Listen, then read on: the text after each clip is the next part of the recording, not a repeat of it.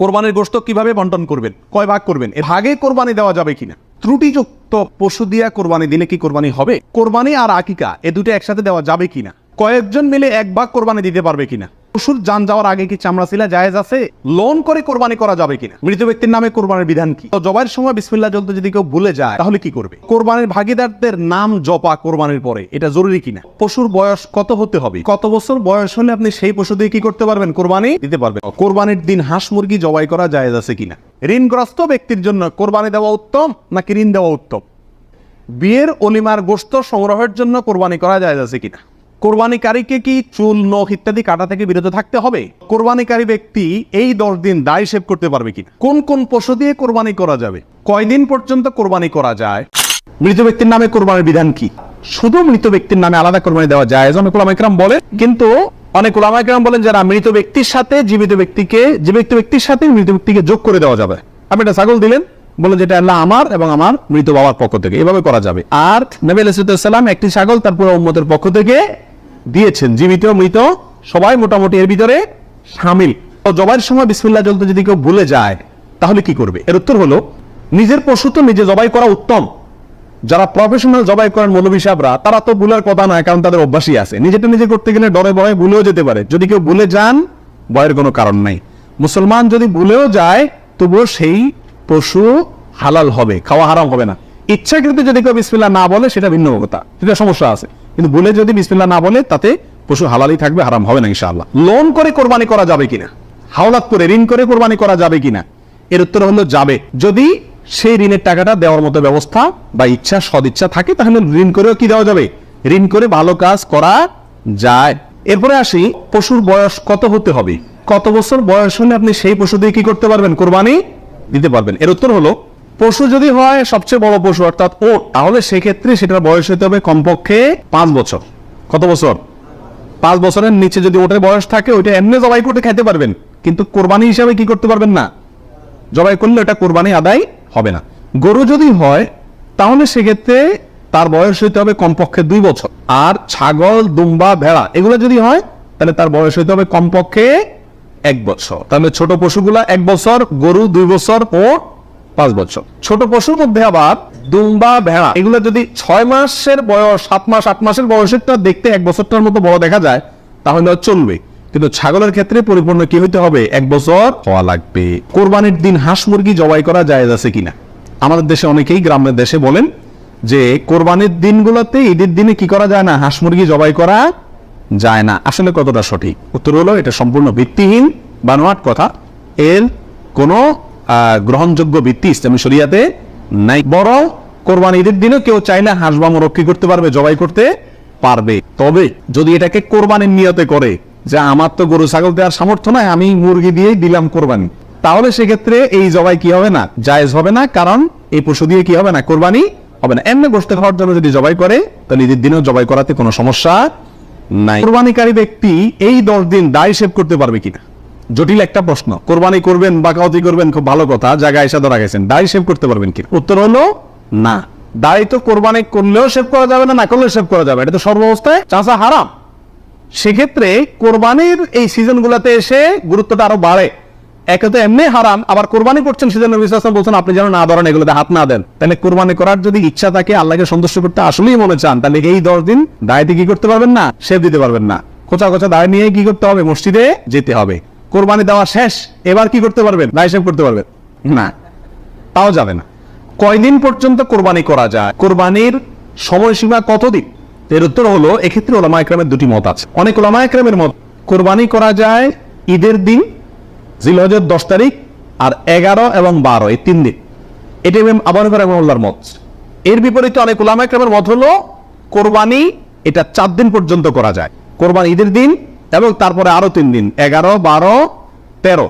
যুক্তি হলো যে আইয়ামে তাশরিক, এক হাদিসে আসছে একেবারে সুস্পষ্ট ভাবেই যে আইয়ামে তাশরিক এই দিনগুলা সবগুলোই হলো জবাই করার অর্থাৎ কোরবানি করার দিন।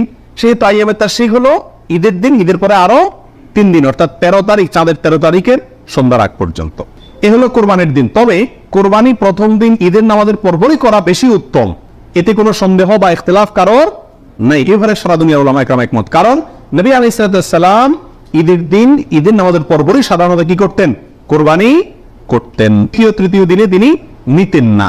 অতএব একেবারে শুরুতেই করে ফেলা হলো সবচেয়ে উত্তম এবং বেস্ট। এবারে কারো কোনো দ্বিমত নাই। কোরবানিকারীকে কি চুল, নখ ইত্যাদি কাটা থেকে বিরত থাকতে হবে? উত্তর হলো হ্যাঁ। নবী রাসূলুল্লাহ সাল্লাল্লাহু আলাইহি ওয়াসাল্লাম বলেছেন, মান আরাদা আন ইউদাহিয়া, যে ব্যক্তি কোরবানি করার ইচ্ছা রাখে, পোষণ করে, ফালা ইয়াখুয মিন শা'রি ওয়া আযফারি শাইআ, সেই জন্য তার নখ, চুল ইত্যাদি কোনো কিছুতে হাত না দেয়। কোরবানির ঈদের 10 দিন আগে, চাঁদ যেদিন উঠবে ওই দিন থেকে নিয়ে ঈদের দিন পর্যন্ত এগুলো করা যাবে না। কি করা যাবে না? চুল, নখ ইত্যাদি কাটা যাবে না, কাটবে না কোরবানিকারী ব্যক্তি। কোরবানি দেওয়ার পরে চুল, নখ ইত্যাদি কাটবে, এটা খেয়াল রাখা উচিত। বিয়ের অলিমার গোশত সংগ্রহের জন্য কোরবানি করা যায় আছে কিনা? আমাদের দেশে উল্লেখযোগ্য সংখ্যক বিয়ে হয়ে থাকে কোরবানিদের পরে। আপনারা খেয়াল করবেন, আগবা হয়তো আগে পরে হয়, খাওয়ান দাওয়ানের অনুষ্ঠান হয় কোরবানিদের পরে। আল্লাহ মাফ করো, কোরবানির সময় তো গরু একটা এমনি জবাই করা লাগে, তো ওই সময় যদি অলিমার অনুষ্ঠানটা বা বৌভাতের অনুষ্ঠানটা করা যায় তাহলে তো ওই গোশত দিয়েই সারা যায়, গোশতের টাকাটা বেঁচে যায়। যদি কারোর এরকম উদ্দেশ্য থাকে তাহলে সেক্ষেত্রে তার কোরবানি হবে না। আর যদি কেউ মনে করে যে না, ঈদের পরে সবাইকে পাইতে সুবিধা হয় সেজন্য ওই টাইমটাতে করতেছি, অথবা আপনার কোরবানি করলাম অলিমার জন্য আলাদা গরু জবাই করলাম, অথবা আপনার কোরবানির গোশত অলিমার জন্য করি না, আমি অলিমা করলেও একটা গরু দেই, অন্য বছর না থাকলেও একটা গরু আল্লাহর জন্য দেই, এরকম যদি কেউ থাকে তাহলে তার জন্য যায়। আর তা না হলে এই কোরবানির গোশত দিয়ে অলিমা সারা, অনুষ্ঠান সারা, এটা যদি ওই উদ্দেশ্যে করে তাহলে সেক্ষেত্রে এটা কোরবানি হবে না, বরং এটা এক ধরনের তামাশা হবে কোরবানির নামে। কোরবানির ভাগিদারদের নাম জপা কোরবানির পরে এটা জরুরি কিনা? আপনারা দেখবেন ভাগিদারে কোরবানি যদি দেয় তার লিস্ট লিখতে লিখতে অবস্থা খারাপ হয়ে যায়, এবং যিনি কোরবানির পশু জবাই করেন ওই হুজুর নাম নিতে নিতে অবস্থা খারাপ। আল্লাহর নামে এতবার নেয় কিনা সন্দেহ, এতবার ওই ভাগিদারদের নাম নেয়, কারণ ভালো করে নাম নিলে টাকা পাওয়া, কোরবানি জবাইয়ের টাকা পাওয়া কঠিন হয়ে যাবে। তো এটা জরুরি কিনা? উত্তর হলো এটা মুস্তাহাব। কোরবানি করার পরে আল্লাহুম্মা তাকাব্বালহু মিন ফুলান ফুলান ফুলান, আল্লাহ এটাকে অমুকের পক্ষ থেকে নাম ধরে তার পক্ষ থেকে কবুল করুন, এরকম বলাটা মুস্তাহাব, উত্তম। রাসূল আকরাম সাল্লাল্লাহু আলাইহি ওয়াসাল্লাম নিজেও বলেছেন, আল্লাহ এটা আমার পক্ষ থেকে কবুল করেন, এটা আমার উম্মতের পক্ষ থেকে কবুল করেন, আমার পরিবার, এটা আমার উম্মতের পক্ষ থেকে। তাহলে এভাবে সবাইয়ের পক্ষ থেকে কোরবানি যে কয়জন দিচ্ছে তাদের পক্ষ থেকে কোরবানি হচ্ছে এই কথাটা, এবং তাদের পক্ষ থেকে আল্লাহ কবুল করেন, এটা বলাটা উত্তম, মুস্তাহাব কিন্তু কিনা। কোনো কারণে যদি কেউ বলতে ভুলেও যায়, নিয়ত যেহেতু আছে আল্লাহ জানেন, অতএব কি হয়ে যাবে? কোরবানি হয়ে যাবে। পশুর জান যাওয়ার আগে কি চামড়া ছিলা জায়েজ আছে? উত্তর হলো না, কঠোরভাবে নিষেধ। আমাদের দেশে কসাইরা এবং যারা চামড়া ছিলে নিজেরা অনেক সময় দেখা যায় জান এখনো পুরো বাইর হয় না, রু বাইর হয় না, তার আগেই ওই পায়ের রগ কাটা শুরু করে, চামড়া ছিলা শুরু করে, পুরো না ছাড়া করে। এটা জায়েজ নাই, এটা গুনাহের কাজ। আপনি কোরবানি করছেন ইবাদত, অথচ গুনাহ হচ্ছে সাথে। নবী রাসূলুল্লাহ সাল্লাল্লাহু আলাইহি ওয়াসাল্লাম বলেছেন, ইন্নাল্লাহা কাতাবাল ইহসানা আলা কুল্লি শাই, আল্লাহ সব বিষয়ের প্রতি ইহসান করার নির্দেশ করেছেন। অতএব ফাইদা কাতালতুম ফাআহসিনুল কিতলাতা ওয়া ইযা যাবাহতুম ফাআহসিনুজ যাবিহাতা, তোমরা যখন কোন পশুকে জবাই করবে তখন এই পশুর প্রতি রহম করিও, ভালো করে ধারটা দিয়ে নিবে, নবী সাল্লাল্লাহু আলাইহি ওয়াসাল্লাম বলছেন, যাতে করে তার রূহ বের হতে কষ্ট না হয়। সেখানে জীবিত অবস্থায় এখনো মরে নাই, আপনি চামড়া ছিলা শুরু করে দিলেন, এটা খুবই অন্যায় এবং জুলুম। কসাই যদি করে তাকে থামাই দিবেন যে রূহ যেতে দাও, তারপরে হাত দাও। কোরবানি আর আকিকা এ দুটো একসাথে দেওয়া যাবে কিনা, এটা কমন প্রশ্ন আমাদের সমাজে। এর উত্তর হলো অনেক উলামায়ে কেরামের মতে দেওয়া যাবে, ফতোয়া শামী ইত্যাদিতে তাই লেখা আছে যে দেওয়া যাবে কোরবানি আর আকিকা একসাথে একই গরুর মধ্যে। আর অনেক উলামায়ে মধ্যে দেওয়া যাবে না। দেওয়া যাবে না এর ভিতরে আপনার পাকিস্তানের খুব নামকরা মুফতি ছিলেন মুফতি রশিদ আহমদ রাহমাহুল্লাহ, আহসানুল ফতোয়ার লেখক। তিনি হানাফি মাযহাবের বড় উলামায়ে কেরামের মধ্যে থেকে তিনি কঠোরভাবে এর বিরুদ্ধে করেছেন এবং বলেছেন কোন অবস্থাতেই কোরবানি আর আকিকা একসাথে মিক্স করা যায় না, উচিত না। কারণ কোরবানি একটা ইবাদত, আকিকা আরেকটি ইবাদত। আর তাছাড়া গরু এক অংশে একাধিক ব্যক্তি দিতে পারবে, এটা কোরবানির ক্ষেত্রে নবী সাল্লাল্লাহু আলাইহি ওয়াসাল্লাম বলছেন, আকিকার ক্ষেত্রে বলেন নাই। সেজন্য কোরবানি এবং আকিকা পৃথক হওয়া উচিত। একই দিনে হতে পারে কিন্তু গরুর অংশে কোরবানি না, এই আকিকার কারণ নামের অংশ থাকা উচিত না। এই মতটা বেশি শক্তিশালী এবং বেশি সতর্কতামূলক। কোরবানির গোশত কিভাবে বন্টন করবেন, কয় ভাগ করবেন? এর উত্তর হলো কোরবানির পশু 3 ভাগে বন্টন করা ওলামায়ে কেরাম মুস্তাহাব বলেছেন, কিন্তু কোন হাদিসের ক্ষেত্রে আলাদা করে এভাবে নির্দেশ করা হলে যে 3 ভাগ করতে হবে। আল্লাহ কোরআনে বলেছেন যে ফাকুলু মিনহু, তোমরা কোরবানির পশু থেকে নিজেরা খাও, ওয়া তাইমু আল কানিআ ওয়াল মুতাররা, ধনী গরিব সবাইকে দাও। তাহলে ধনী গরিব 2 ভাগকে দাও, আবার নিজে খাও, 3টাই হয়ে গেল এখানে। এর থেকে 3 ভাগ মোটামুটি ভাবে ইঙ্গিতে বোঝা যাচ্ছে, কিন্তু এটা কোনো জরুরি কিছু না। আর সহিহ মুসলিম হাদিসে আছে নবী রাসূলুল্লাহ সাল্লাল্লাহু আলাইহি ওয়াসাল্লাম বলেছেন তোমরা নিজেরা খাও, আবার রেখেও দাও, আবার দানও করো, অর্থাৎ তিনটা করা যাবে। আবার সহিহ মুসলিমের আরেক বর্ণনায় আছে তোমরা খাও এবং মানুষকে খাওয়াও। তাহলে বোঝা গেল নিজে খাওয়া, অন্যকে দান করা সবগুলাই উত্তম এই কোরবানির গোশতের ক্ষেত্রে। কয়েকজন মিলে 1 ভাগ কোরবানি দিতে পারবে কিনা? 2 জন 3 জন 4 জন 5 জন মিলে 1 ভাগ কোরবানি দিতে পারবে কিনা? প্রবাসে দেখা যায় একটা রুমে 3-4 জন আছে, তো কোরবানিদের দিন 4 জন মিলে যায় কি করে, একটা ছাগল কিনে নিয়ে আসে, এনে জবাই করে। তো 4 জন মিলে যদি একটা ছাগল দেয় অথবা একটা অংশ গরুতে হোক অথবা ছাগলে হোক, কোরবানিতে যদি একাধিক ব্যক্তি যদি এক অংশ দেয়, কোরবানি হবে? হবে না। একটা অংশ একজন দিবে, সেখানে কয়েকজন যদি সেখানে অর্থায়ন করে, কয়েকজন ভাগ বসায় আর এক অংশ কয়েকজন মিলে দেয়, তাহলে কি হবে না? কোরবানি হবে না, ওটা গোশত খাওয়া হবে। প্রবাসে যারা যেসব ভাইয়েরা, লক্ষ লক্ষ ভাইয়েরা প্রবাসী আছেন, দেখা যায় যে 5 জন 6 জন 7 জন একটা রুমে আছেন, তো তারা সবাই মিলে একটা ছাগল কিনে এনে গোশত খান, কোরবানি তাদের উদ্দেশ্য থাকে না। আমি তাদেরকে অনুরোধ করবো যে আপনারা কেন একটা পদ্ধতি অবলম্বন করেন না, যাতে আপনাদের কোরবানির সওয়াব হবে, গোশত খাওয়া হবে। সেটা হলো এই, আপনাদের 6 জনের মধ্যে সবাই টাকাটা একজনকে মালিক বানায় দেয়, যে ভাই আপনি সিনিয়র মানুষ বা আপনি বড় ভাই, আপনাকে আমরা সবাই মিলে 100 করে 500 রিয়াল দিলাম, আপনি এই টাকা দিয়ে একটা ছাগল আয়না কোরবানি করেন। উনি ওনার জন্যই কোরবানি করলো, আপনারা সবাই টাকাটা দিলেন, তাহলে আপনারা যে সহায়তা করলেন সব পেলেন কি পেলেন না? আর ওনার কোরবানিটাও হয়ে গেল, গোশত খাওয়া হয়ে গেল, একসাথে সবগুলা পাখি এক দিলে মারা গেল। আর যদি সবাই ঈদের দিনই জবাই করবেন ছাগল, তাহলে কোরবানি কেন করবেন? একটু চালাক হলেই কোরবানির সবটাও হয়ে যাচ্ছে, গোশত খাওয়াটাও হয়ে যাচ্ছে। প্রবাসী ভাইদের ভিতরে এই সমস্যাটা প্রকট, প্রচুর পরিমাণ দেখা যায় যে 5-6 জন মিলে ছাগল কিনে কোরবানির নিয়ত কেউই করে না, অথবা সবাই মিলে কোরবানির নিয়ত করে, যার দুইটাই কি ভুল। তো ভাগে কোরবানি দেওয়া যাবে কিনা, এটা একটা গুরুত্বপূর্ণ প্রশ্ন আজকালকার যুগে। কারণ কোন ওলামা একরাম বলছেন ভাগে কোরবানি দেওয়া যাবে না, বরং গরু হোক আর ওট হোক, যত বড় পশুই হোক, দিলে একজনের পক্ষ থেকে দিতে হবে, 7 ব্যক্তির পক্ষ থেকে যথেষ্ট হবে। এই যে কথা প্রচলিত আছে, এটাকে অনেক কোন ওলামা একরাম কি করছেন, অস্বীকার করছেন। আসলে সঠিক কোনটা, এ ব্যাপারে আগেই বলেছি যে একাডেমিক আলোচনা খুব বেশি লম্বাচড়া করার ইচ্ছা নাই এবং সুযোগও নাই। শুধু সংক্ষেপে এটুকু বলবো, সব যুগেই সবচাইতে বেশি সংখ্যক ওলামাদের মতে, বলা যায় প্রায় সবার মতে, সমস্ত ওলামা ইকরামের মতেই বলা যেতে পারে, প্রায় গরুর ক্ষেত্রে একটা গরু 7 জন ব্যক্তির পক্ষ থেকে কি হবে, কোরবানির জন্য যথেষ্ট। এক্ষেত্রে বিচ্ছিন্নভাবে যে 2-1 জন আলেম বলছেন যে গরু হোক আর ওট হোক একজন থেকে হবে, 7 জন থেকে হবে না, আমাদের যুক্তিগুলা খুবই ঠুনকো এবং খুবই দুর্বল।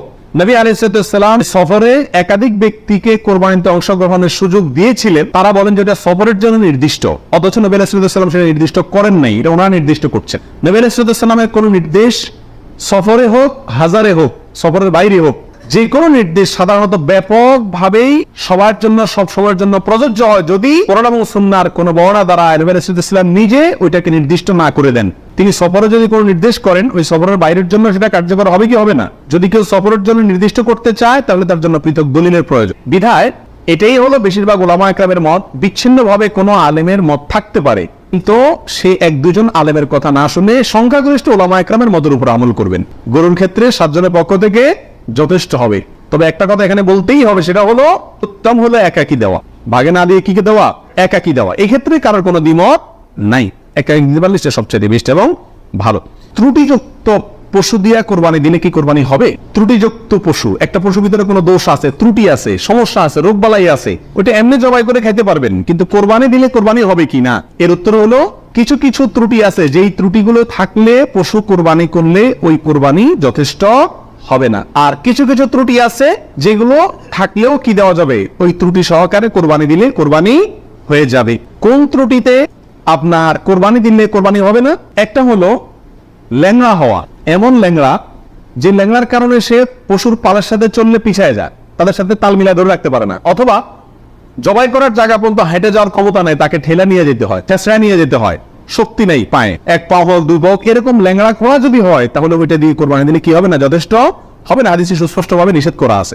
আরেকটা হলো যে এই পরিমাণ রুগ্ন, অসুস্থ, রোগ, যে রোগার কারণে সে চলাফেরা করতে পারে না, বা ওই যে হাঁটার শক্তি নেই, প্রচন্ড রোগা, দুর্বল, সেটা দিয়ে কোরবানি দিলে কি হবে না, কোরবানি হবে না। আরেকটা হলো যে অন্ধ, এমন অন্ধ হয়, চোখ কানা অথবা চোখ অন্ধ, অথবা চোখে এমন সমস্যা আছে যে সমস্যার কারণে সে দেখে না, স্বাভাবিকভাবে ঘাস টাস রাখলেও সে বুঝে না কোনটা কি, অথবা ওই জায়গা পর্যন্ত দেখে একা একা যেতে পারে না, উষ্টা খায়, আমার চোখে বড় সমস্যা আছে, এরকম থাকলে এটা দিয়ে কি হবে না, কোরবানি হবে না। একটা শিং অথবা 2টা শিং গোয়া থেকে উঠে গেছে, একেবারে গোয়া সহ উঠে গেছে, এরকম যদি হয় ওটা দিয়ে কোরবানি দিলেও কোরবানি হবে না। তবে যদি সামান্য হয়, সামান্য কান কাটা, সামান্য শিং ভাঙা, সামান্য একটু পায়ে সমস্যা, সামান্য একটু অসুখ বিসুখ আছে, এরকম যদি হয়, সেগুলো দিয়ে কোরবানি দিলে কি হবে, কোরবানি হয়ে যাবে। অর্থাৎ ত্রুটি যদি ছোট হয় সমস্যা নেই, বড় ত্রুটি যদি হয় তার কারণে কি হবে না, ওই পশু দিয়ে কোরবানি দিলে কোরবানি যথেষ্ট হবে না। ঋণগ্রস্ত ব্যক্তির জন্য কোরবানি দেওয়া উত্তম নাকি ঋণ দেওয়া উত্তম? উত্তর হলো ঋণ দেওয়া উত্তম। কারণ কোরবানির চাইতে তার জন্য ঋণের গুরুত্ব বেশি। সে যদি ঋণগ্রস্ত হয় তার জন্য কোরবানি ইসলামী শরীয়তে তার জন্য কোরবানি না, তার জন্য ঋণ দেওয়া জরুরি। সে ঋণ পরিশোধ করবে, এরপরে টাকা থাকলে কোরবানি দিবে, না থাকলে কোরবানি দিবে না। কিন্তু আমাদের আজকাল অবস্থা হলো ঋণ থাকলেও আমরা কোরবানি দিই, কারণ না দিলে মুখ রক্ষা হয় না, ছেলে মেয়ে কার দিকে চেয়ে থাকবে, গোশত করতে গিয়ে খাবে। অতএব এগুলা কোরবানি না, এগুলা নিছক গোশত খাওয়া এবং ফুর্তি। কোন কোন পশু দিয়ে কোরবানি করা যাবে? আপনি হাঁস মুরগি দিয়ে কোরবানি দিলে কোরবানি হবে কিনা? তো এর উত্তর হলো বড় পশুর ভেতরে 3 ধরনের পশু আর ছোট পশুর ভিতরে 3 ধরনের পশু, এগুলো দিয়ে কি করা যাবে? কোরবানি দেওয়া যাবে। বড় পশুর ভিতরে কোরবানি দিতে পারবেন ওট, গরু, মহিষ, এগুলো দিয়ে। মহিষ দিয়ে দিতে পারবেন কিনা এটা নিয়ে ওলামায়ে কেরামের ভিতরে সামান্য ইখতিলাফ আছে। অনেকে মহিষকে গরুর অন্তর্ভুক্ত করেছেন, অনেকে করেন নাই। যার কারণে যারা করেছেন তারা বলছেন করা যাবে, যারা করেন নাই তারা বলছেন করা যাবে না। এজন্য একান্ত অনন্য উপায় না হলে সেদিকে না যাওয়াই ভালো, ইখতিলাফের দিকে। আর ছোট পশুর ভিতরে 3টা, দুম্বা, ছাগল এবং ভেড়া, এগুলো দিয়ে কি করা যাবে? কোরবানি করা যাবে। এছাড়া অন্য কোনো পশু দিয়ে, এই গৃহপালিত পশু ছাড়া আপনি হরিণ দিয়ে অথবা অন্য কোনো হালাল পশু যেটা গৃহপালিত না, সেটা দিয়ে কি করা যাবে না? কোরবানি দেওয়া যাবে না, দিলে কোরবানি হবে না।